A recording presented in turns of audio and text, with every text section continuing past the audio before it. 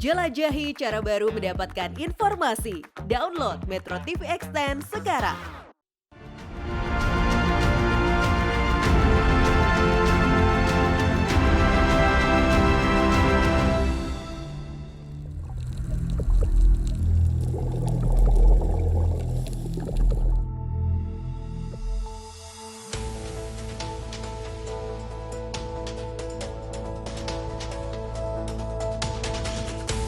Gotong royong sebagai riuh penggerak bangsa merupakan budaya masyarakat yang diwariskan secara turun-temurun dan kemudian menjadi karakteristik jati diri bangsa Indonesia.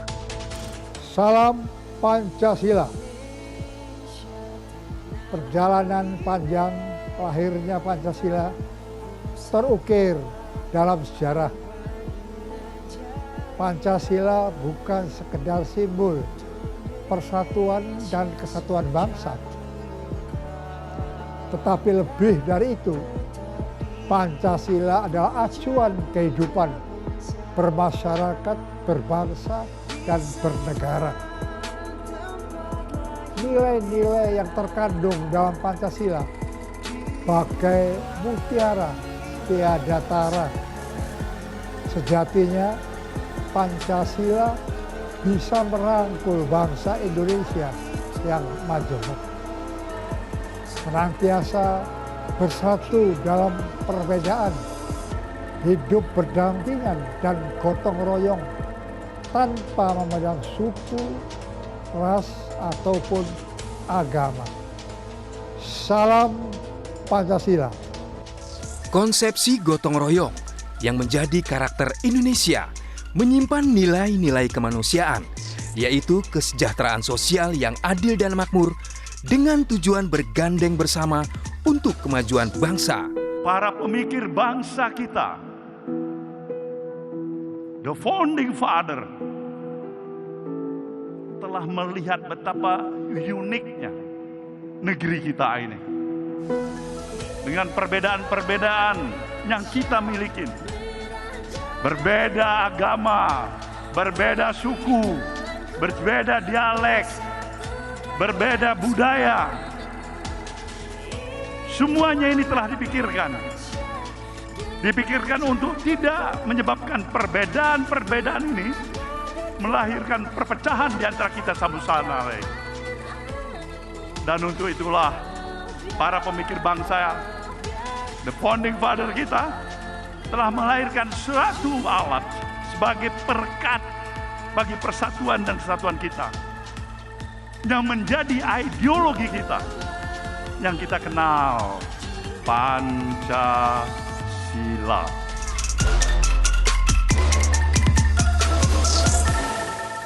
Ya, pemirsa, Indonesia adalah negara besar yang kaya dengan perbedaan. Mulai agama, suku, budaya hingga bahasa. Semua perbedaan sudah dipikirkan secara matang oleh para pendiri bangsa ini, the founding fathers, agar tidak terjadi perpecahan.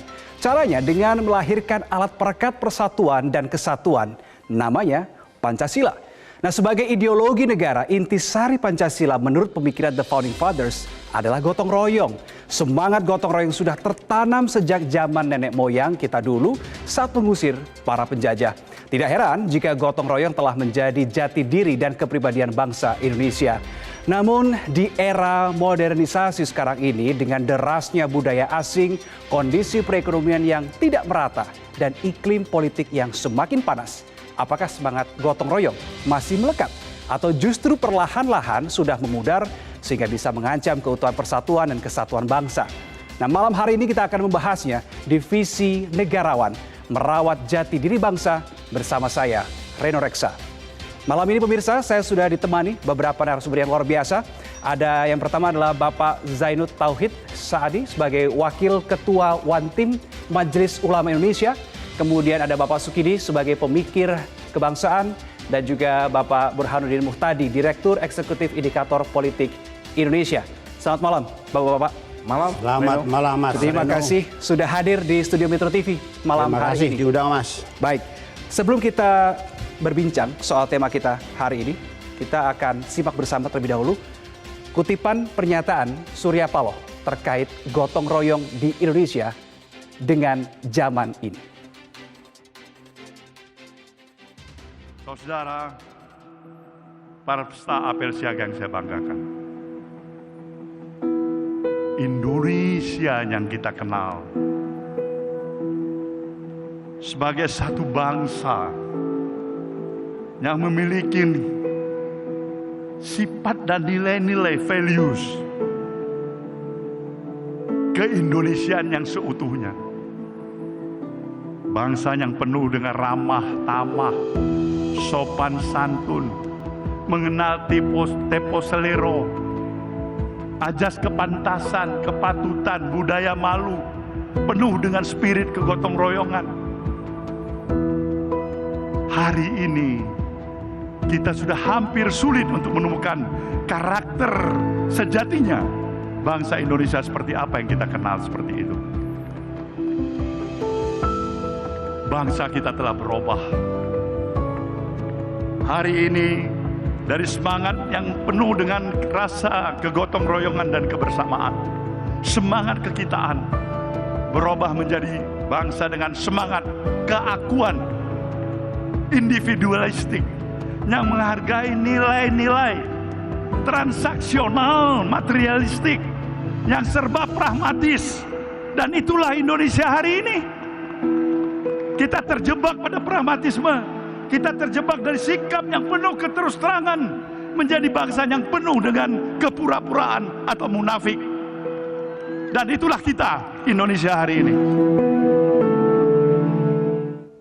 Itulah pernyataan Surya Paloh beberapa waktu lalu, tepatnya pada tanggal 16 Juli 2023 yang salah satunya membahas soal bagaimana semakin sulit ditemukannya gotong royong di Indonesia. Saya mungkin ke Pak Zainud. Apa ya kira-kira yang membuat gotong royong di Indonesia di masa kini semakin langka untuk ditemukan menurut Pak Zainud dari perspektif agama? Iya, yang pertama Mas Reno, seperti yang disampaikan oleh Pak Surya Paloh bahwa the founding fathers kita, para tokoh bangsa kita itu memiliki satu kearifan yang luar biasa.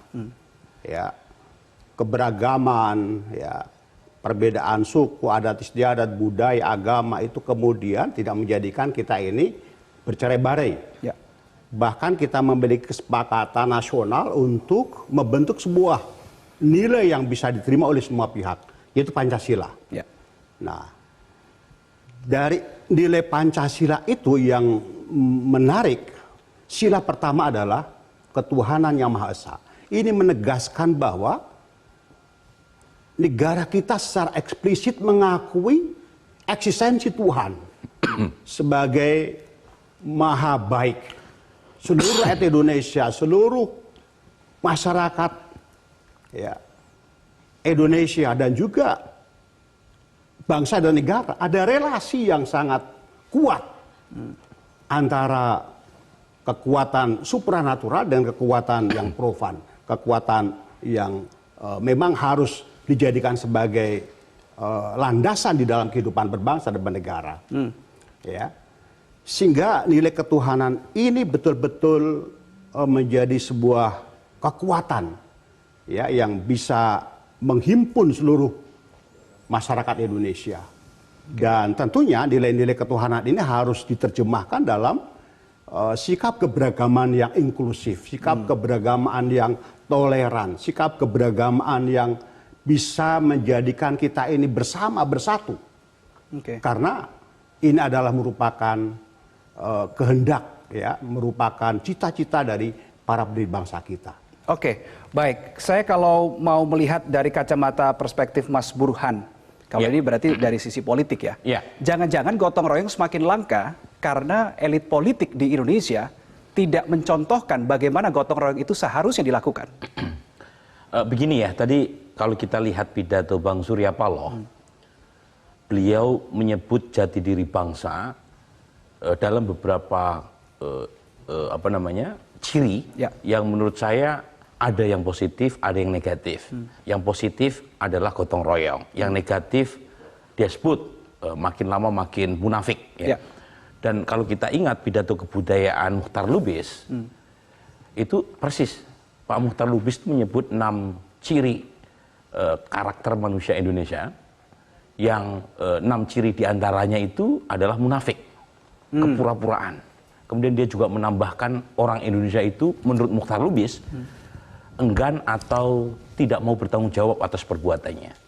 Kemudian juga disebut suka tahayul. Meskipun Muchtar Lubis juga menyebut ada karakter orang Indonesia yang artistik. Jadi poinnya adalah ada kombinasi yang saling bertolak belakang antara sesuatu yang positif dengan karakter lain yang negatif tadi, penuh kepura-puraan, hipokrisi dan seterusnya. Nah, kalau kita lihat gotong royong, makna awalnya kan positif.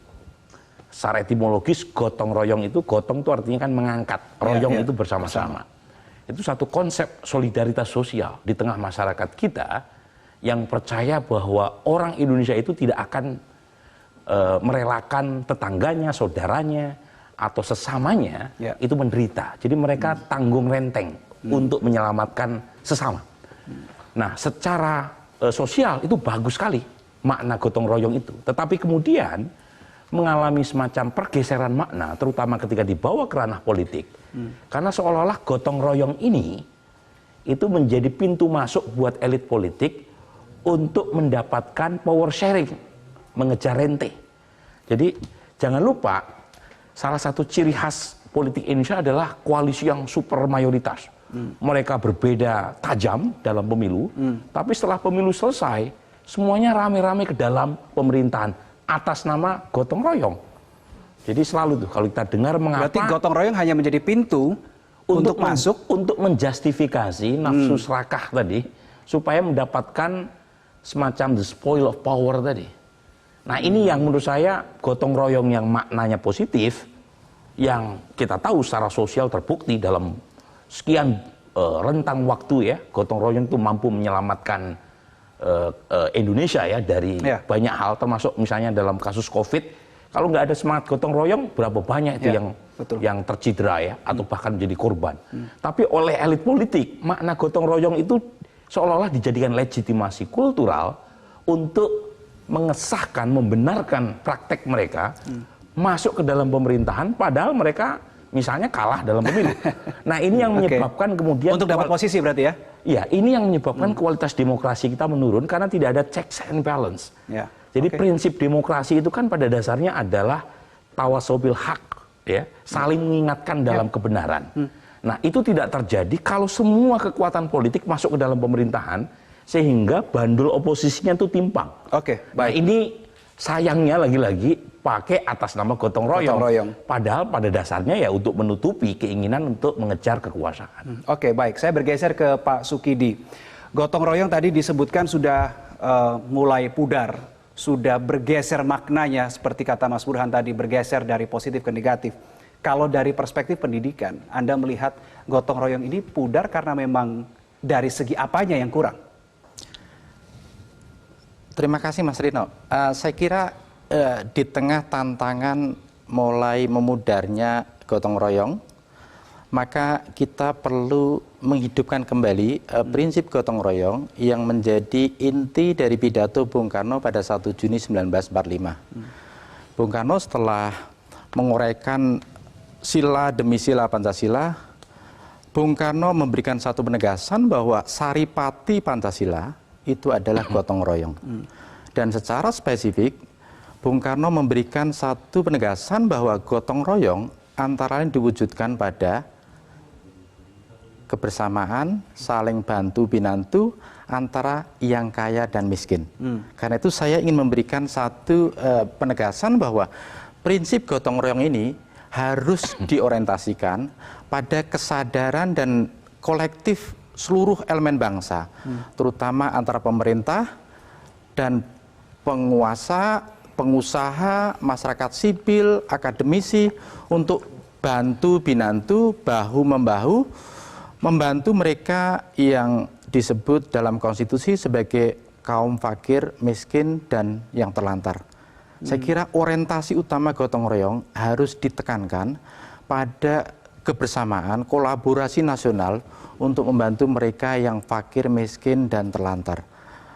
Data terakhir dari BPS, 25 juta lebih masyarakat kita masih miskin, itu dengan asumsi sekitar 550-an ribu sekian untuk kemiskinan. Tapi kalau data itu dinaikkan sedikit aja, kemiskinan akan bertambah. Karena itu gotong royong dalam maknanya yang lebih besar itu harus diorientasikan pada kesadaran kolektif bangsa ini untuk membantu mereka yang miskin. Itu yang pertama. Yang kedua yang tak kalah pentingnya adalah Bung Karno menyebut bahwa prinsip gotong royong itu juga terutama ditujukan gotong royong antara istilah Bung Karno yang Islam dan yang Kristen. Ini sekedar contoh aja bahwa dalam pikiran Bung Karno, gotong royong itu juga diterjemahkan, diaplikasikan dalam kehidupan keberagamaan, kehidupan agama, agar mereka yang berasal dari berbagai tradisi agama yang berbeda untuk selalu memegang teguh prinsip gotong royong, untuk bersama-sama membangun keharmonisan, membangun kesetaraan, membangun sikap saling respect satu sama lain. Karena the ethic of mutual respect ini, etika untuk memberikan respect yang setara sesama manusia, sesama warga, inilah yang sebenarnya menjadi inti dasar dari kehidupan Indonesia yang setara. Baik. Saya ada pertanyaan begini, bagaimana kemudian nanti Pak Zainud bisa menjawab agama ini bisa berperan sebagai benteng menjaga jati diri bangsa? Ini bagaimana peran yang bisa dilakukan, tapi ditahan dulu Pak Zainud jawabannya, kita harus jeda sejenak. Pemirsa, tetaplah bersama kami, Visi Negarawan masih akan kembali sesaat lagi.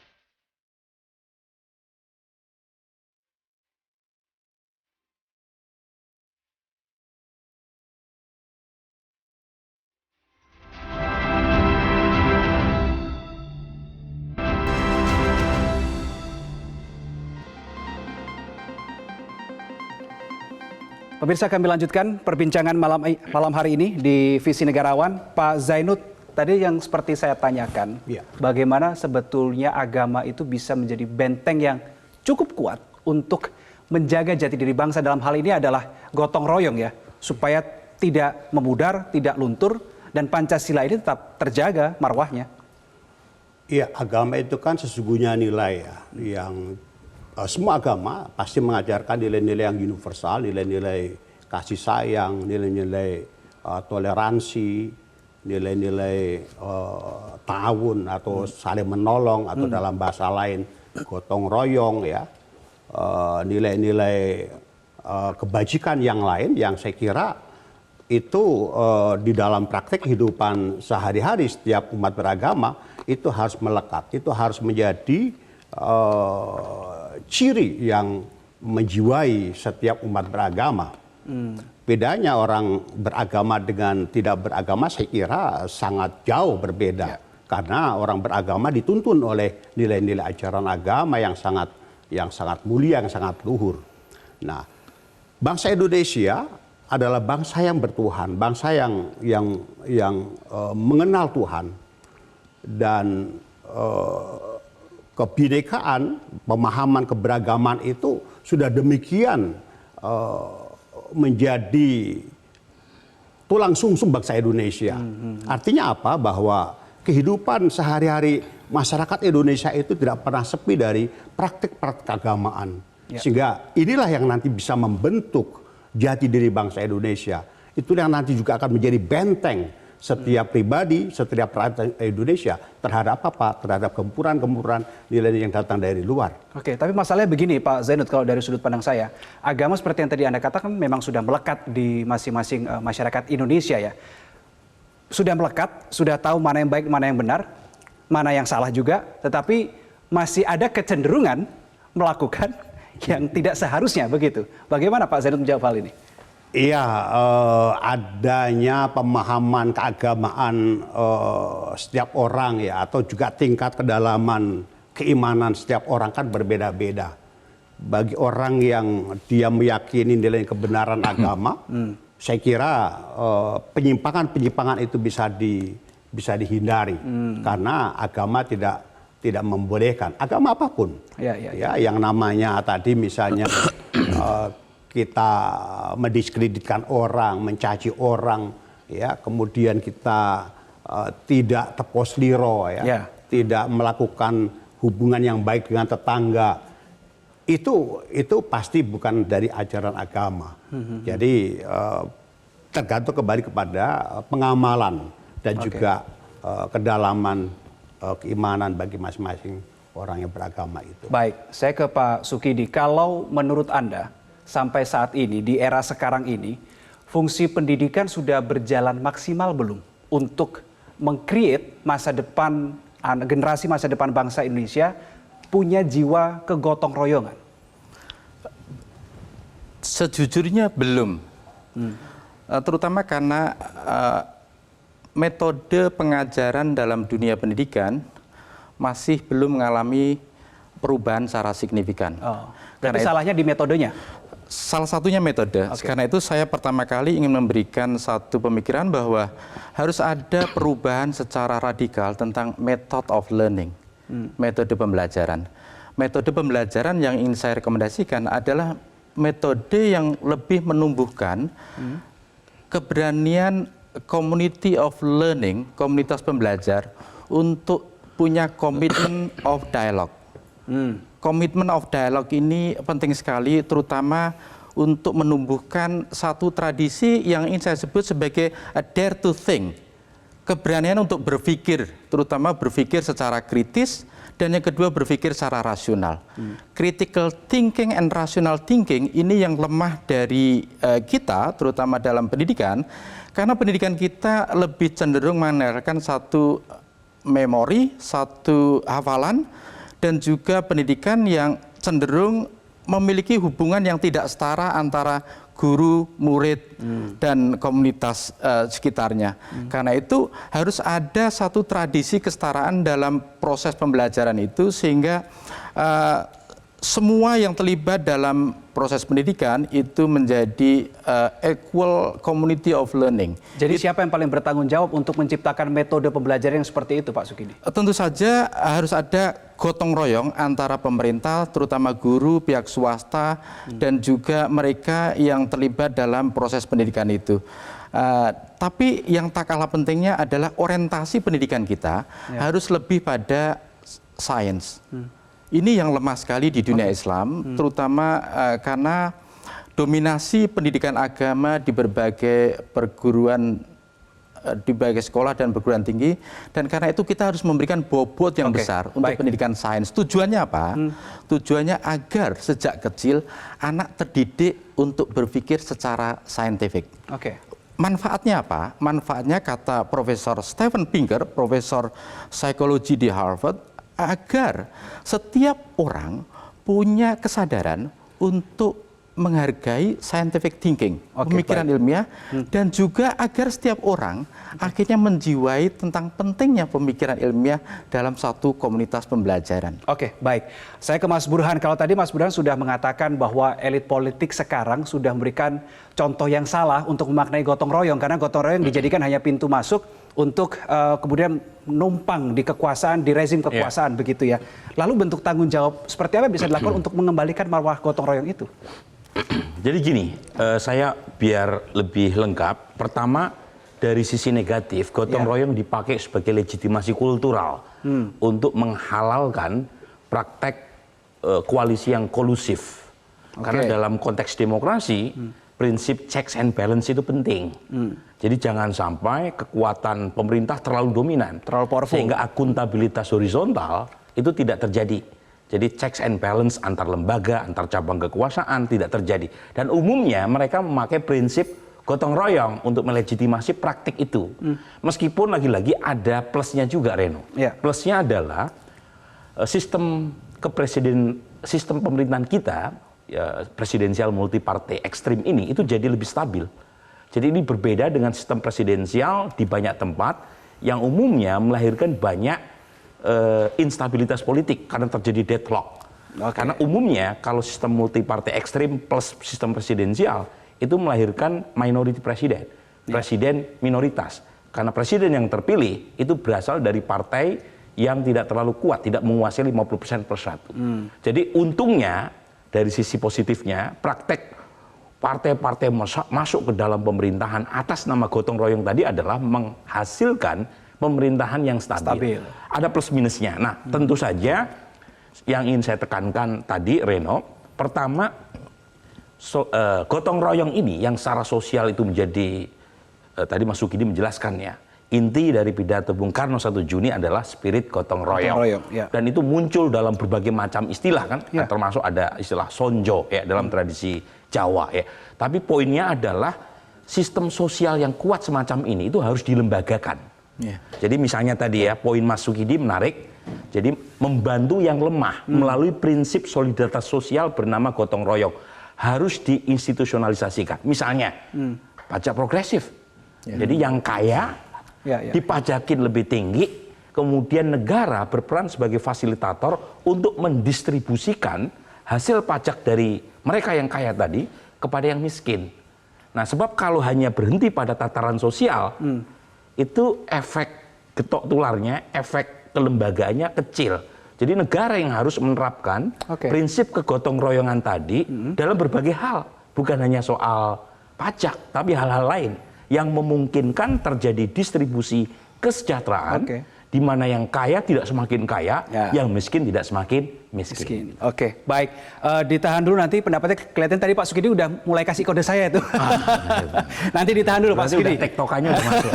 Nanti ditahan dulu, karena saya juga nanti kita akan bersama-sama menyimak bagaimana sebetulnya suara masyarakat terkait dengan mempotret praktik gotong royong di negara kita. Tapi ditahan dulu. Pemirsa tetap bersama kami usai Headline News pukul 10. Visi Negarawan masih akan kembali untuk Anda.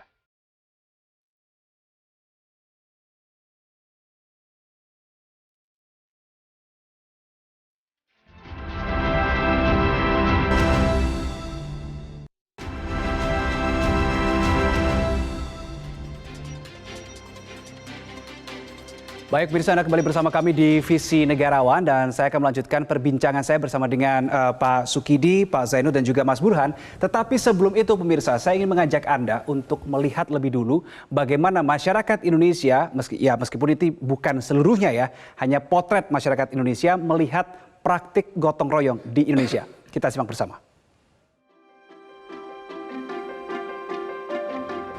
Kalau di tempat lingkungan saya tinggal sih, kayaknya kalau nilai gotong royong tuh semakin luntur ya. Kenapa saya bisa bilang semakin luntur? Karena semua orang itu makin sibuk sama gadgetnya masing-masing, semakin sibuk sama perangkatnya masing-masing, walaupun itu handphone, tablet, apa segala macam. Jadi orang-orang tuh lebih mementingkan kehidupan di media sosial dibandingkan kehidupan berinteraksi secara langsung gitu antara orang sama orang. Kalau di lingkungan nyata kayak seandainya tetangga dan lain sebagainya gitu kan, kayaknya makin minim ya untuk gotong royong secara real gitu kan. Tapi biasanya akan beralih nih, mungkin kalau seandainya biasa kita kumpul-kumpul arisan dan lain sebagainya gitu kan. Sekarang mungkin dengan adanya teknologi, kadang gotong royong atau kumpul-kumpul itu bisa diimplementasikan pakai chat dan lain sebagainya atau via Zoom dan lain sebagainya. Tapi mungkin ada sedikit lunturnya ya dengan adanya teknologi atau zaman modern saat ini. Ya nilai gotong royong pasti masih ada sih, masih ada, tapi nggak membantah juga kalau misalnya semakin kesini sifat individualis itu masih ada di lingkungan masyarakat. Bangsa Indonesia sendiri itu kan bergotong royong kan. Ya bangsa kita sendiri bisa ada karena ada gotong royong itu sebelumnya. Cuman kalau misalnya makin kesini gotong royong itu semakin luntur dan semakin nggak ada, harusnya sih gotong royong itu kembali mungkin dikeluarkan lagi ya di media sosial ya. Mungkin orang akan sadar kalau misalnya gotong royong itu memang nilai dasar dari negara kita sendiri. Ya, sebetulnya cukup disayangkan ketika mayoritas narasumber kami mengatakan atau warga mengatakan gotong royong ini sudah luntur dari negara Indonesia. Bahkan ada yang mengatakan gotong royongnya pindah dari kehidupan nyata ke chat gitu ya, ke dunia teknologi. Nah, kalau kita melihat hal ini Pak Sukidi, gotong royong dinilai sudah luntur oleh masyarakat. Bahayanya apa ya ketika kita akan menyongsong pemilu 2024? Bahayanya adalah kita mengalami apa yang saya sebut sebagai the crisis of Indonesian national identity. Krisis identitas nasional Indonesia itu ditandai dengan lunturnya gotong royong. Tapi lebih krusial dari itu adalah kita tumbuh menjadi suatu bangsa tanpa karakter, tanpa jiwa, nation without soul. Karena apa? Karena pragmatisme, transaksionalisme, politik uang menjadi habit, menjadi budaya, menjadi praktek umum yang sebenarnya ini merupakan penyimpangan moral yang sangat-sangat buruk bagi kehidupan kebangsaan kita. Karena itu melalui momentum pemilu ini kita harus memberikan satu penegasan bahwa saatnya enough is enough, cukup. Dan kita kembali kepada jati diri bangsa kita dengan berpegang teguh pada Pancasila, pada spirit gotong royong untuk menghayati apa yang oleh Adam Smith sebut sebagai social virtue. Kebajikan sosial ini adalah meliputi rasa simpati, rasa belas kasih, rasa kemurahan hati, dan terutama yang tak kalah pentingnya adalah selalu menumbuhkan satu the spirit of compassion. Spirit untuk menjiwai penderitaan orang lain yang seolah-olah itu menjadi bagian dari penderitaan kita. Kenapa? Karena sekarang ini kita ditandai satu situasi ketimpangan yang semakin tajam. Spirit gotong royong itu harus diorientasikan bagaimana istilah Bung Karno, yang kaya membantu yang lemah. Miskin, ya. Nah, kalau kita berpegang teguh pada gotong royong, mestinya tidak ada ketimpangan. Mestinya. Kenapa? Karena visi kebangsaan, visi Indonesia yang diletakkan oleh pendiri bangsa, terutama oleh Bung Karno, itu adalah co-prosperity, kesejahteraan bersama. Yang terjadi sekarang itu bukan kesejahteraan bersama. Kesejahteraan dinikmati oleh segelintir orang, sementara mayoritas rakyat hidup dalam kesusahan, jauh dari kesejahteraan itu sendiri. Jadi dalam arti lain negara kita sedang merawat kemiskinan kah? Ya, sedang merawat kemiskinan kalau kita akhirnya tidak memiliki satu kesadaran kolektif untuk mengentaskan mereka, membebaskan mereka dari lingkaran kemiskinan itu sendiri. Karena itu ini perlu kerja besar, dan kita membutuhkan presiden yang terpilih ke depan ada presiden yang betul-betul memiliki fokus untuk membebaskan rakyat kebanyakan dari kemiskinan, dari stunting, dari keterbelakangan, dan juga dari kebodohan itu sendiri.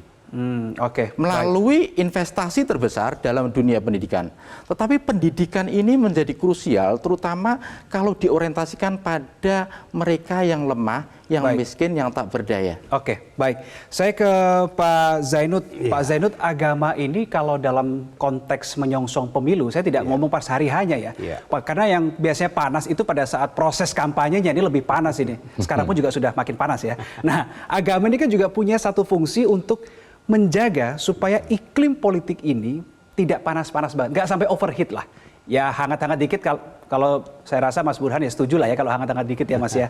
Cuma kadang-kadang agama justru malah bikin panas. Nah, ini gimana nih Pak Zainud? Agama malah bikin panas kan Mas Burhan? Bukan agamanya ya, pelakunya. Ya, jadi agama itu harus menjadi panduan moral. Panduan itu harus menjadi landasan pijak dari semua kegiatan aktivitas politik, sehingga politik itu betul-betul dilakukan oleh para politisi, para masyarakat dengan etika, dengan penuh kesantunan, ya, dan juga tidak menciderai ya sesama anak bangsa. Karena politik tanpa didasari oleh nilai-nilai agama itu akan liar, itu akan membahayakan. Ya, pemilu itu kan sesungguhnya kita salah satu pilar dari demokrasi. Dan demokrasi kita itu adalah demokrasi Pancasila, bukan demokrasi liberal. Nah, demokrasi Pancasila itu sesungguhnya dia berada pada posisi moderat, posisi tengah, karena demokrasi yang harus dilandasi oleh ketuhanan, kemanusiaan, ya, persatuan, ya, permusyawaratan atau gotong royong, ya, dan juga nilai keadilan.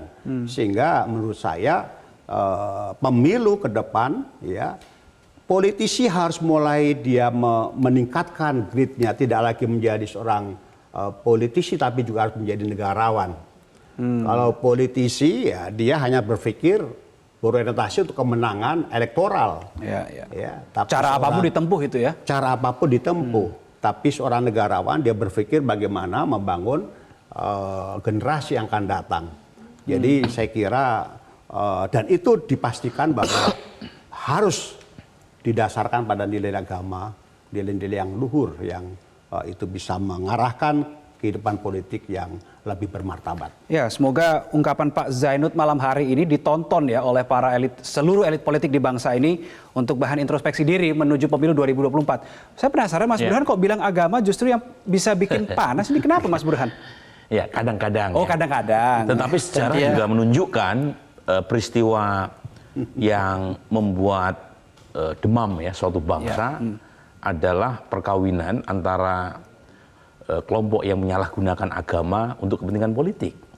Dan itu sejarah yang panjang, bahkan terjadi dalam kisah pasca Nabi ya.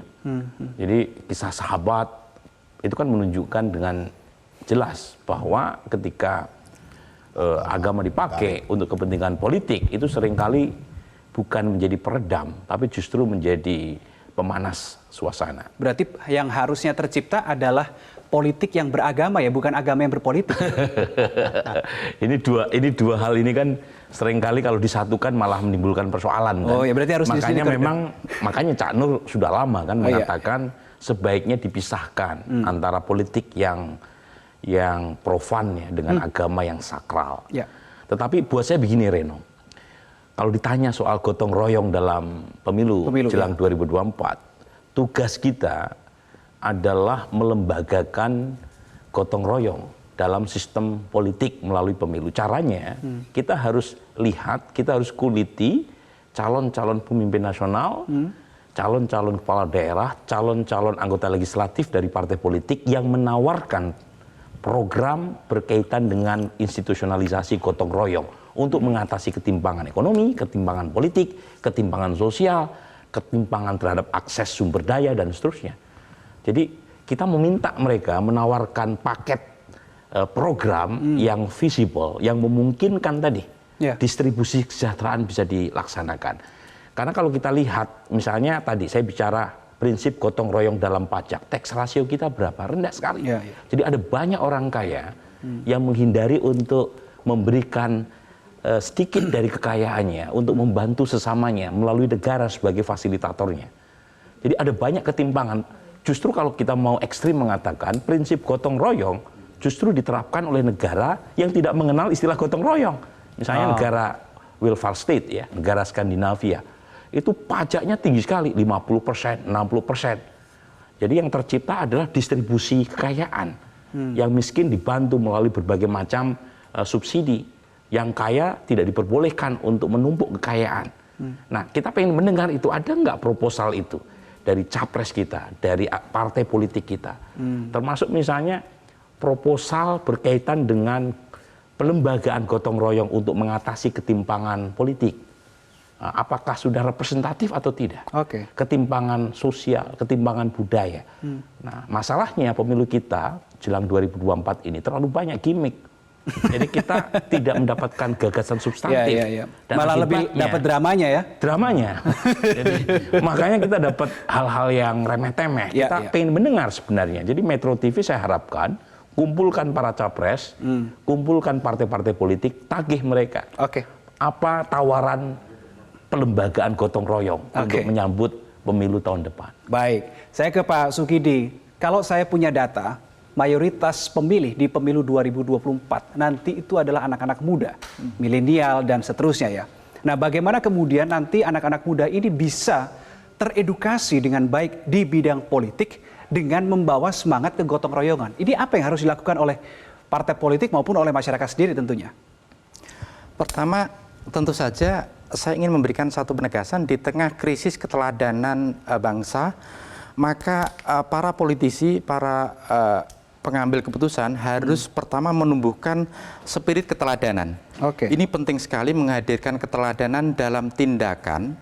Karena apa? Karena justru persis pada kaum muda itu mereka begitu alergi pada politik, karena politik begitu ditampilkan dalam bentuknya yang sangat menjijikan. Itulah yang ingin saya sebut sebagai the politic of disgust. Politik yang menjijikkan karena politik syarat transaksi, syarat money politik, syarat tipu daya, sehingga ini memberikan image yang begitu buruk pada kaum muda. Karena itu keteladanan di kalangan para penyelenggara negara, para politisi itu menjadi kunci agar kita terhindar dari apa yang Bang Surya sebut sebagai hipokrisi.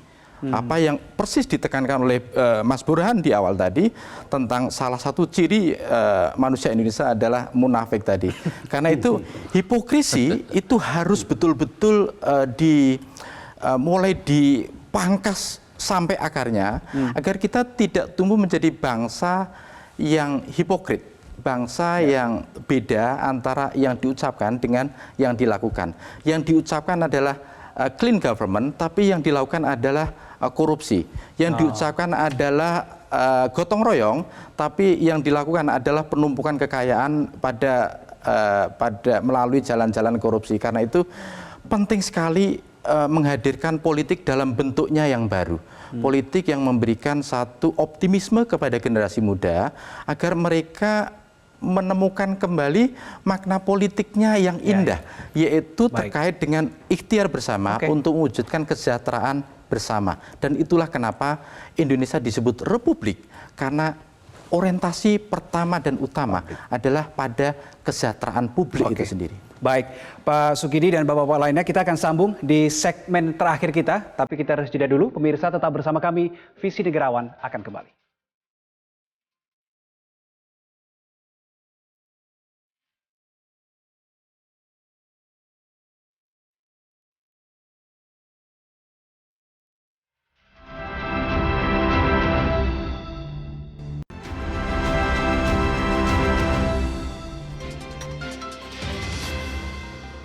Anda kembali bersama kami di Visi Negarawan, pemirsa, dan saya masih bersama dengan Mas Burhan, Pak Sukidi, dan juga Pak Zainud. Di ujung segmen ini, kalau tadi di 3 segmen sebelumnya kita sudah membedah permasalahan-permasalahan di negara ini, saya ingin lebih meminta solusi yang ditawarkan begitu dari masing-masing narasumber saya malam hari ini. Saya mungkin mulai dari Pak Zainud terlebih dahulu. Bagaimana solusi menurut Anda untuk bisa mengembalikan, kemudian menjaga jati diri bangsa kita? Karena kalau hanya mengembalikan saja saya rasa tidak cukup kalau tidak dijaga. Iya, saya kira kembali pada hulunya, Mas. Semangat konstitusi kita menetapkan tujuan pendidikan nasional itu adalah menyelenggarakan pendidikan, satu sistem pendidikan yang dapat mewujudkan keimanan, ketakwaan, dan akhlak mulia. Ya, nilai-nilai inilah yang harus kemudian dikembangkan, ditumbuhkan. Ya, dari mulai sejak dini. Ya, saya ingat ada satu peristiwa yang sangat viral di Jepang. Seorang anak siswa yang dia pingsan, kebetulan dia Muslim, dia memakai jilbab, ya, yang kemudian dia harus ditolong dan dibuka jilbabnya. Seketika teman-temannya itu langsung kemudian menutupi anak Muslim yang memakai jilbab itu. Ini kan bentuk toleransi, bentuk gotong royong, bentuk tepos liro yang begitu luar biasa. Saya kira itu tidak dalam waktu sekejap ditumbuhkan, dididik di anak-anak siswa, tapi perlu proses pembelajaran, pembiasaan yang sangat panjang. Dan itu tidak 1-2 tahun saja itu ya? Tidak 1-2 tahun saja. Saya kira pendidikan kita harus kembali kepada pendidikan budi pekerti, akhlak. Yang itu harus ditanamkan. Kadang-kadang kita ini sedih, anak kita nggak bisa membaca. Tapi tidak sedih anak kita tidak bisa bilang terima kasih. Tidak bisa bilang mohon maaf, ya, dan tidak empati dengan orang lain. Harusnya itu yang didahulukan, karena itu merupakan karakter yang akan membentuk generasi yang akan datang. Oke, baik. Pak Sukidi? Pertama, tentu saja kita harus menemukan kembali identitas nasional Indonesia. Identitas nasional Indonesia yang saya bayangkan, pertama adalah menumbuhkan kesadaran Pancasila dalam tindakan kehidupan sehari-hari. Itu pertama, karena dengan penghayatan sila demi sila terhadap Pancasila, kita memiliki satu identitas yang kokoh, terutama dalam menjiwai sila demi sila untuk kebaikan bersama. Itu pertama. Yang kedua, dan itu bisa ditempuh melalui pendidikan Pancasila di seluruh pendidikan dari PAUD sampai perguruan tinggi, sehingga itu menjadi solusi terhadap krisis identitas nasional, terhadap berbagai penyelewengan moral yang terjadi pada bangsa ini. Itu yang pertama. Yang kedua yang tak kalah pentingnya adalah menumbuhkan kesadaran kebinekaan. Bahwa kita memang sejak awal berbineka dan kita tidak berikhtiar untuk menyatukan keragaman itu. Tetapi justru merawat keragaman itu sebagai bagian dari kekuatan bangsa ini. Karena spirit kebinekaan itu bukan menyatukan perbedaan menjadi satu, bukan. Tapi merawat perbedaan sebagai satu modal sosial untuk kemajuan bangsa ini. Dan ingat, kebinekaan itu selalu diikat dengan tunggal ika.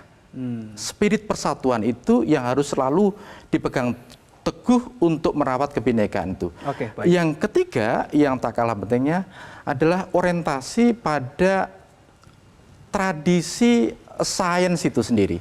Agar masyarakat kita lebih menghargai satu pemikiran rasional. Karena rasionalisme dalam tradisi kita itu lemah sekali. Rational thinking itu harus menjadi identitas kita. Dare to think, dare to use your own reason. Itu keberanian untuk berpikir, keberanian untuk menggunakan akal Anda, itu adalah tanda bahwa kita tercerahkan. Keterus-terangan ya, bukan kepura-puraan ya. Keterus-terangan bukan kepura-puraan. Kemunafikan. Dan yang terakhir adalah membudayakan satu komitmen untuk dialog secara humanistik. Karena kebinekaan itu adalah the commitment of dialogue. Dialog yang itu menjadi penanda utama kita untuk bersedia mendengar pendapat yang berbeda. Tapi dialog saja tidak cukup. Dialog harus selalu disertai dengan komitmen untuk merawat keragaman pandangan, termasuk dissenting opinion, agar ini menjadi mosaik indah kebinekaan di Indonesia. Oke, baik. Mas Burhan, solusinya apa supaya jati diri kita balik lagi nih? Oke, yang pertama tadi pelembagaan gotong royong dalam instrumen kekuasaan sehingga bisa lebih sistematik distribusi kesejahteraan itu bisa dilakukan melalui tangan negara. Tetapi negara tentu punya keterbatasan. Tidak semua hal bisa dimasuki oleh negara. Negara juga punya keterbatasan fiskal sehingga tidak bisa membantu seluruh masyarakat yang papa. Dan karenanya solidaritas sosial via masyarakat madani tetap harus digalakkan. Nah, tentu upaya untuk menjaga semangat kegotong royongan secara sosial tidak semata-mata ditumbuhkan melalui jalur pendidikan dan kultural semata, tapi juga melalui satu proses yang adaptif terhadap perubahan zaman. Jadi teknologi di mana masyarakat sekarang begitu seringkali berhubungan dengan gadget, dengan internet, dengan sosial media, itu harus dimanfaatkan. Bukan justru makin melunturkan semangat gotong royong, tapi justru menjadi media untuk menumbuhkan semangat itu melalui teknologi. Misalnya crowdsourcing, jadi kitabisa.com. Jadi kalau misalnya ada mereka yang terkena musibah dan negara tidak punya tangan, kekuasaan untuk bisa membantu, masyarakat yang bisa memanfaatkan tadi teknologi, sosial media, internet untuk sama-sama membantu yang papa. Jadi ada dua saran saya. Pertama melalui jalur sistematik melalui tangan negara, yang kedua adalah melalui tangan-tangan sosial.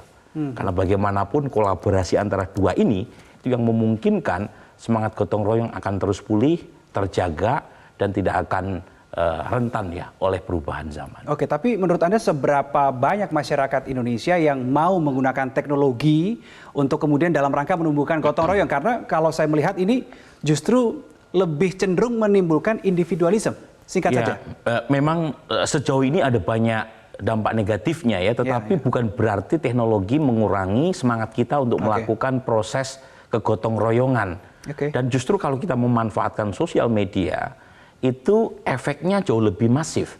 Misalnya Sonjo ya, ada satu kelompok yang difasilitasi oleh dosen ekonomi UGM, itu satu Sonjo itu artinya awalnya itu bertamu, sambatan.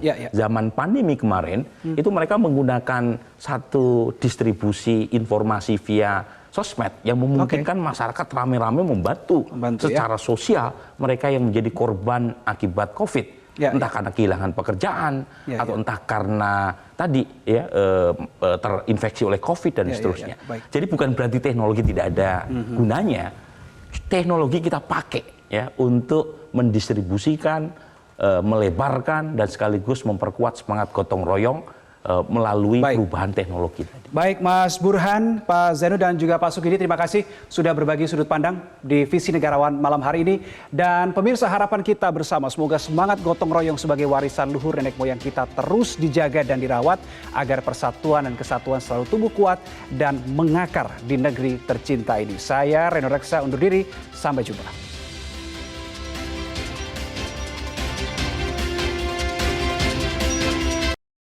Cara mudah mendapatkan informasi dengan satu sentuhan jari. Download Metro TV Extend.